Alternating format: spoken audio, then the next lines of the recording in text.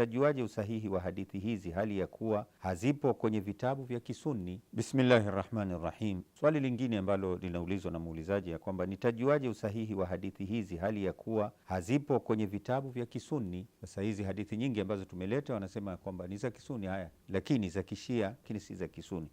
Jawabu ni kwamba tukirudi kwenye Qur'ani, ili ni jambo ambalo linaafikiana na Qur'ani na limeelezewa na linakutana pia na hadithi za Kisunni nyinginezo. Mwanzo kabisa Mwenyezi Mungu anasema innama anta mundhirun wa likulli qaumin had, yani kwamba katika wewe ni mtume. Mwenyezi Mungu ndo anamwambia mtume, hakika wewe ni mwonyaji na katika kila zama kuna mwongozaji. Hadi, yani kwamba mtume ndio mwenye kuonya, lakini kila zama kuna watu ambao wanaitwa hadi, waongozaji. Hiyo kwanza inaonyesha. Alafu pia vile vile hadithi nyingi ambazo zenye mfano kama unasema man mata walaysa lahu imamun famitatuhu mitatun jahiliya, ya kwamba mwenye anakufa na hana imamu anayemjua ambaye anamfuata, basi kifo chake ni kifo cha jahilia. Huyu ni mtu ambaye amekufa kama watu walivyokuwa wakifariki katika siku za jahilia. Shaukani katika kitabu chake cha Nailul Autar anasema maana ya nini jahilia ni kwamba walikufa kama, anakufa kama watu wa jahilia za siku hizo, lakini haimaanishi yani alikufa katika hali ya upotovu, na si haimaanishi ya kwamba anakufa akiwa kafiri. Hiyo ndio maana yake. Sasa hii yenyewe inatuonyesha ya kwamba kuna nani, kuna viongozi, kuna maimamu katika kila zama. Hii hadithi iko katika pande zote za Shia na Sunni. Kuna sehemu nyingine ya pili inshallah ya kuja.